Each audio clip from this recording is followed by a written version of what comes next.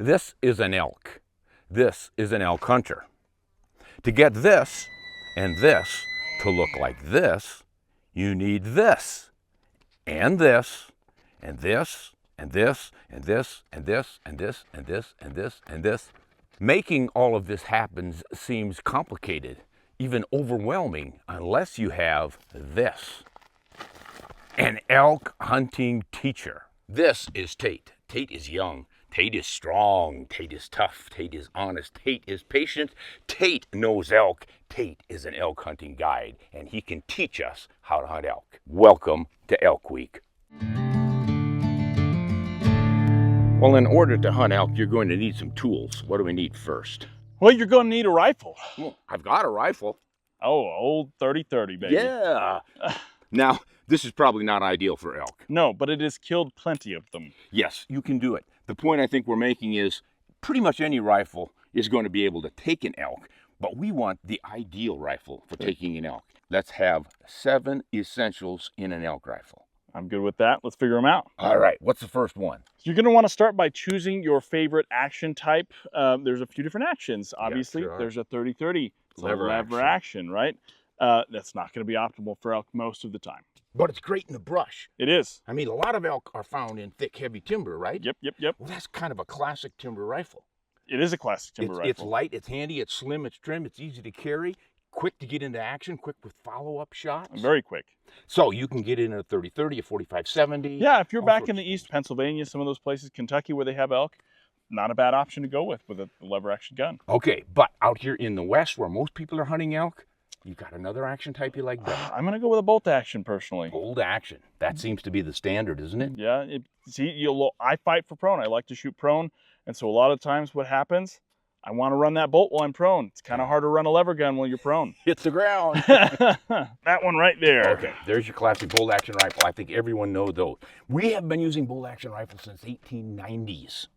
I wasn't there. I was in the 1910s when I started, but the 1890s, and they have progressed, but they're pretty much the same thing they've always been. Mm-hmm.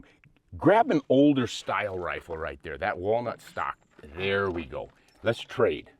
This, guys, is what most of us were using in the 20th century. A lot of elk were taken with these. This is the Winchester Model 70. Another one was the Remington Model 700. There were Savages, there were Stevens, there were all kinds of bolt action rifles, Brownings, and they persist to this day. But we've changed from the walnut stock blued classic to some of the more modern things like that synthetic stock stainless steel we were just looking at in that Kimber. You prefer the bolt action, but before we finish it out, what are some of the other options? People like auto loaders. There's auto loaders. There are straight pull rifles. Yeah, the Beretta BRX is a great, well, it's still a bolt action. It's still the bolt action though, right? It's a straight pull bolt action. Single shots. Single shots are a great option. I've killed several elk with a single shot rifle. Holy mackerel! I didn't think you could do that. Yeah, you can do it. Pump actions are still out there. Pump actions are still out there. They're usually a little bit heavier. Yeah. A little bit harder to keep the weight down. There's a lot of mechanisms in those. But it sounds like we are going to be featuring the bolt action rifles as the ultimate elk hunting option. Yep. You're going to start with that bolt action. All right. For the rifle. Now, when we're looking for a bolt action rifle, certain things you're going to look for. I think number one option for me, once I've said I want a bolt action rifle, is how much do I want to carry around? What's the weight going to be? That's huge, because when you're in the mountains, you don't think it's going to be that bad when you look at it. Right. But when you're on the mountain going up it, you're like, I wish my rifle, I wish my feet were lighter, I wish my body was lighter. It was my toothbrush we were lighter. and the best way you can save some of that weight, save weight on your rifle. All right. So what do you think is a good weight for an elk hunting rifle? Obviously, for some people, another pound doesn't matter, but overall, good balance, what are you looking at? And so when we're talking about weight, we got to realize that there's a scope on there, that there's a rifle on there, that there's some attachments maybe on there. There's a full magazine of cartridges There's in a there. full magazine of cartridges. I would probably say you're going to want nothing over 9 pounds. Ooh, yeah, that's way more than I want to pack around. Yep. How light do you want to go? Oh, how light? Me personally, I want my rifle setup total to be about 7 to 7.5 pounds. Yeah, that sounds about right. I'm going with 6. You're going to go with 6? Yes, because I've been there, done that. Man, grab me a 6-pound rifle and I'll show you why. Okay. Now, a lot of people say you can't shoot and kill accurately with a 6-pound rifle. It's just too light. Bull. This thing is like a guided missile. This is an ultralight arms that weighs 5 pounds before I put everything on it. Not even 5 pounds. field ready like this with a sling on, which I don't have on right now, fully loaded, 6 pounds. That's crazy to me. And it shoots beautifully. It aims precisely. It doesn't shake all over. I have taken a lot of game with this thing in the elk mountains. Packing this thing around, it's like you don't even have one until you need it. So not everybody's going to like that. Some people are going to say it's going to kick too much. I don't think it does. But this is, I think, where you should consider getting down to a 6-pound rifle if you can. But 6 to 7, somewhere in that range. And you said 7, 7.5. My rifle, I just built a 7 PRC with a 20-inch barrel. It's a beautiful rifle with a suppressor. With the scope, I have a Leupold VX5 on it. Okay. It's about just over 7 pounds. Okay. Now, to get to these weights, you're going to have to consider what weighs what, right? Synthetic stocks are a lot lighter than very much walnut stocks. Usually, the right kind of synthetic stock. Yes. I've seen synthetic stocks as light as 13 ounces. Yes. And carbon fiber stocks, they're about the same. They're even lighter. Yeah, carbon fiber stocks, really light. So you pay a little more money for them, but you get durability. Yep. You get your lightweight. Another way to get lightweight is to trim the weight of your barrel down. And you can do that a few different ways. How do you can do that? flute the barrel. Yes. You can just get a small contoured barrel. That's about as thin of a barrel as I'd ever want to go. That's about as thin as you could go, honestly. Actually, there's one over there that's thinner. Oh, my goodness gracious. We got to show you a thin barrel.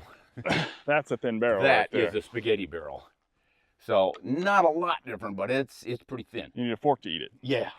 But here's the thing about light, thin barrels like that. They're famous for not being consistently accurate, except for the first shot.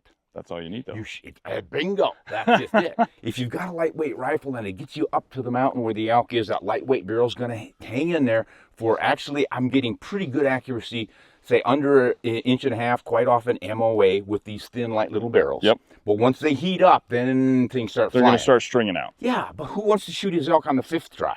You want to hit him on your first try. And then you may have to take a couple follow-up shots. Yeah. But those are, if you hold a group, even 6-inch group on that elk, you're going to kill that elk. Yep. Okay. So you're going to choose a lighter barrel. You're going to have some fluting on your heavier barrel. What about length? Length, I personally like a little bit shorter barrel, like a 22-inch barrel or under. Yeah. I don't like a 26-inch barrel for going through the brush in the mountains. Yep. Now, a lot of guys are thinking 26-inch barrel, I can maximize my trajectories. My ballistics is going to be great. Yeah, for open country, you might work with that. But you're going for antelope or something? Yeah. But then there's plenty of elk that live out in the sagebrush, too. If you're hunting in country like that, maybe you do need a longer barrel to maximize your muzzle powder velocity, burn and all that. All the rest of it, yes. But as a general elk hunting tool coming out to the mountains where you might be into thick stuff, you might be in the open, traipsing through barrel, aspen trees, all that kind of stuff. A 20 to 22-inch barrel is optimal for going through trees, in my opinion. Okay, that'll keep your weight down the shorter you get on your barrel. Now, what if you want to put a suppressor on it? That's going to add some more length, so you got to go shorter. That's where you can go into the chassis. Chassis for a stock instead of a regular stock. You can get a chassis where the stock folds, and I built one, and it is very handy to fit in my backpack. I fold that thing up. Even with a suppressor on it, it's the same size as my backpack. Wow, so you can stuff it in your backpack, do that big long hike up to the elk, and then break it. Unfold that chassis. Ready to go. Yep, and you're ready to go again. And that's another way to save barrel weight is and still have some consistency for a few more shots is I have a carbon fiber barrel on it. That's right. These days you can not only get carbon stocks, you get carbon barrels, carbon wrapped barrels.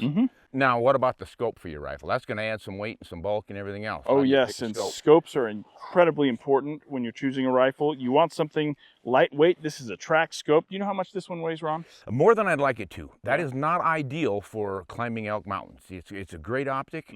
My wife used that, and she just loves it. It's got a lot of power, and she likes it. Yeah. But I prefer something a lot smaller like this little Leupold right here. Yeah, and I prefer something a little bit more medium. I've got that Leupold VX5.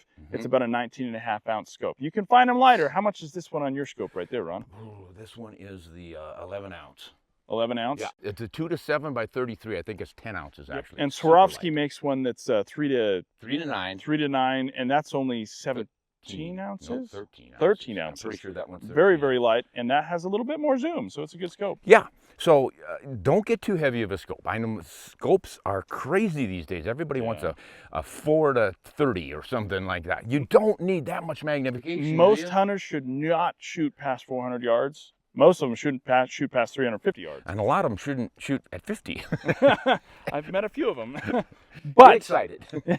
But the thing is that I wouldn't get a scope probably over 20 25 to 27 ounces at the high end. Yeah, and I wouldn't get one over 18 because most of my elk have fallen under 10. Yeah. And what you find out, folks, is that 10 power scope means that everything's going to look 10 times closer than it really is. So if you are looking at an elk that's 100 yards away, it's going to look through that 10x scope as if it were only 10 yards away. Which is crazy. And if you're looking at a 1,000-yard elk, he'll look as if your naked eye was looking at him at 100. And who can't hit an elk with open sights at 100 yards? So what do you need all You'd that be surprised, Ron. magnification for? Yeah, okay, you're right. Now, one other issue with shooting at the really high magnification, bang, you make your first shot, you come off your recoil, and now you've lost your sight picture because your field of view is so tiny. Yes. Another good reason to shoot with a lower magnification. Yes. And a lot of people are like, I want to zoom in as fast as I can. I want to shoot at the hair between this hair between the crease and the middle part of the body. You don't really need to do that. An elk's kill zone is about that big. Yeah, you're gonna actually tuck that bullet just a little bit behind that shoulder, right center of the body, so that you have a little bit more forgiveness. Yeah, and if you shoot 6 inches up, down, either way, you're still in the vitals. You're still in the vitals. Easily. Easy in the vitals. Yeah. Now, my wife likes a higher magnification because it gives her confidence, and there's something to be said for that. If you feel like, man, I can see right where my reticle is, and that's where I want my bullet to go, and then you launch your shot, great. But do be aware, you come out of that recoil, you might lose your target for a follow-up If you're shot. a solo hunter, that's not a good deal. Yeah. Right. You need to have somebody else. Yeah, and it's so your wife, we both have. She has a 2.5 to 15. I have a 3 to 15. I think my favorite personally is probably a 3 to 18. Some of my guides, they don't go elk hunting unless they have a 4 to 24. Yeah. But I personally like something that's lighter weight. Yeah. So you get to make up your mind on this, folks. If you want a bigger magnification scope, you want to carry that weight around, you go for it. But I think in real world, you're going to find out that most of your elk are taken at scope settings under 8. I would agree. Okay. Okay, there's one thing that we have to talk about real fast, and it's the trigger. The trigger? And a lot of people think of the trigger just as accuracy, right? If they shoot, they have a really light trigger, they're going to have more accuracy. I see where you're going. But what usually ends up happening is you get a really light trigger that just turned into danger. Yeah. Accidental discharge. Yep. I had a client, he'd shot an elk, and we had his rifle up on a tripod, and we were just standing there, and his rifle just went off. So he has an automatic. Yep. Not in the right way. The wrong not the fun automatic either. It went off. Well, nobody was touching the rifle, and it just went off. Wow. And I felt his trigger. He had a Timney trigger set at about probably just a few ounces. Ooh, yeah. And not a safe trigger. You could breathe on it, and it would go off. I years ago had a trigger that was 1.5 pounds on a super accurate rifle, great rifle and everything else, and I forgot to tighten that thing up because what happens when you're hunting is you get excited. You do. You're cold, you're wearing gloves, and you reach into for the trigger and you've already hit it and the rifle goes off, right? And I did that with a 1.5 pound trigger, so imagine how bad it would be with an 8-ounce trigger. Many an animal have been lost. What do you want for a trigger weight pull? I personally like a 2 to 2.5 pound trigger. 3 is good too. 2.5 is probably optimal. Yeah, I found that I can shoot more than accurately enough with a 2-pound trigger, 2.5 pound trigger, and even a 3. It's more important to have a trigger that's incredibly crisp, and when it breaks, And it's consistent. You know when that gun's going to go off. And it doesn't have a lot of over travel. It gets mushy after you've pulled it, so that moves your rifle and stuff. So, yeah, and learn to shoot with that trigger. I have had some rifles that, believe it or not, factory rifles with 6-pound trigger pulls. Horrible. But they were sharp and crisp enough that I just learned it. And once I've shot enough times with that trigger, I know how much it's going to take. I can still hold steadily with it. But ideally, I think you do want to get down around that 2 to 3 pound. 2 to 3 pound. Okay. Go lighter than that, it could be dangerous. Heavier than that, you may lose some accuracy. There you go. Do think long and hard and carefully about this. I know everyone is all just ate up with these long-range precision rifles, but they weigh too much. They're too big and long. They're too inconvenient when you're elk hunting. Plenty of people have used them to take elk, but plenty of people have used a lot less. And I think you're going to enjoy your elk hunting a lot more if you're not burdened with too much equipment. I would agree. And you don't have to spend a ton of money to get a rifle that is capable of being light and shooting accurately in the mountains. I spent a lot on my custom build, but how much was this Remington right here? That is a titanium action mountain rifle, so it's a little more pricey. Give me that green camouflage rifle in there. That is a good example of... that's a great one. Yeah, this is a midweight rifle. This is a relatively inexpensive rifle. It's a Mossberg Patriot. This is chambered for the 6.5 PRC. You can get it in the 7 PRC and a whole bunch of other chamberings, but it kind of comes with everything you want for a minimum price. You got your basic bolt action, you've got your synthetic stock, you've got a floated barrel, you got a fluted barrel. You can turn off the knurled end on it and put a muzzle on. But it is long. It has a longer barrel, but they've got options. You can get shorter ones. But these, what I call starter rifles from most of the rifle manufacturers, are going to more than take care of your needs on an elk rifle. So if you need to save a little bit of money, there are plenty of options out there. You don't need an expensive rifle. You don't need a custom rifle. Now, let's find out what your students at your elk school are going to be shooting. I'm excited. See how well they do. So this is a Best of the West Al Topo, and it's chambered in 300 PRC. Comes with their Huskamaw optic, which is a 5-20 by 50. And I'm ashamed to say I'm 42 years old and my daddy bought me this gun. Learned a lot about what I was doing wrong. Certainly some things I learned that I would change. One of those I have remedied. This Spartan bipod. This Pro Hunt is awesome. I had kind of an old Caldwell, I think it was, like a Harris knockoff, and nothing against it. It was great for other rifles, but this one recoiled so much that I noticed that the bipod wouldn't stay focused or attached very well. So looking forward to the Spartan. I would also do something very different with the sling. This is not a comfortable sling to walk with for a long time, and it's hard to get in field positions with this. I don't carry ammo here because I don't like it swinging on freehand shots. Joseph did a really good job of talking about managing your zoom, and I have a big problem of over zooming, and then I can't do follow-up shots very well. So when we were walking out here on these canyons and shooting at 600 yards, I was able to connect with those shots at a much lower zoom than I ever would have. One of the other things that I realized I need to get better at is shooting prone in really awkward angles. And I think my scope might be mounted just a touch high for that, because I noticed it was really hard to get on the gun at really steep upward angles. I've got a Browning X Bolt Western Hunter and 6.8 Western. I've got a Gunworks 6 titanium suppressor on top, and mounted for an optic is a VX3 4.5-14. So you're pretty well satisfied with it? You think that's going to be the adequate elk rifle for you? Absolutely. Yeah, I'm shooting a 175 grain Game Changer, and I mean, it's got a not ballistic coefficient, a sectional density. It's like 0.36 or something like that. It's crazy high. Yeah. So yeah, no problem at all. So what did you learn in elk camp? A lot about how much I don't know about doping wind. For one, as far as riflemanship goes, like my trigger discipline's good, my field positions could use a tiny bit of tweaking, which I learned, but like my basics are pretty solid. It's just learning the wind. Like I don't have a place to practice back home, so I have to figure out ways to, you know, find windy places to shoot to deal with that. Yeah. But then as far as elk, like the elk hunting, I learned a ton as far as like where to look for elk, why elk are in different places, you know, times of day to look for elk, when to not give up, when to give up on a place. We learned a ton, and I needed that desperately. I brought a home-built 6.5 Creedmoor AR-10 with a Gemtech suppressor and Loophole VX5 3-15 scope. Wow, what does that weigh? 12 pounds, 13 pounds.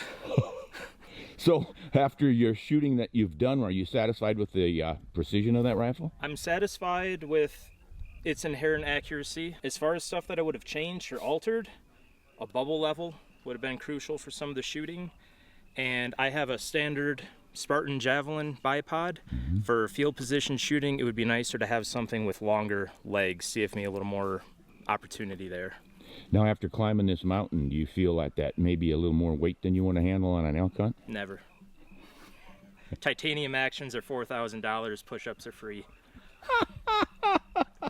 That said, when I do go on an elk hunt, I will carry something with more authority. I just chose to bring the 6.5 Creedmoor because traditionally I've been a maximum point-blank range shooter, but I wanted to gain confidence in Leupold's dial-up system.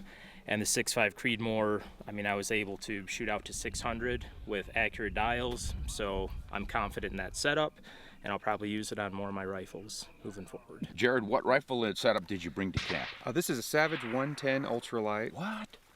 That's chambered in 308 Winchester.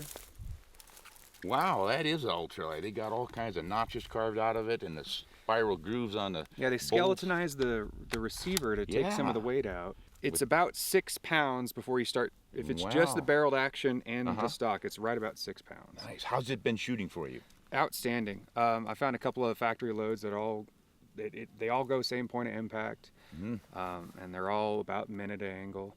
And out here with Joseph, this whole course, I've been about 3 out of 4 first time hits, all the way out to 620 yards. Chambered for what?